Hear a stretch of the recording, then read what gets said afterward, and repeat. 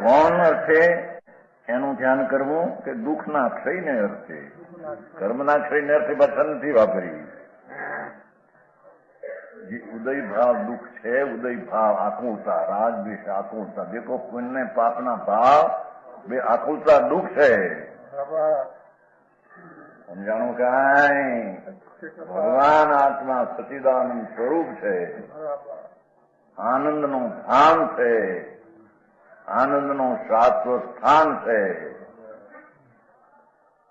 એવો આત્મા એને અંતર્મુખ થઈને અનુભવ કરીને સમ્યક પ્રગટ કરવો.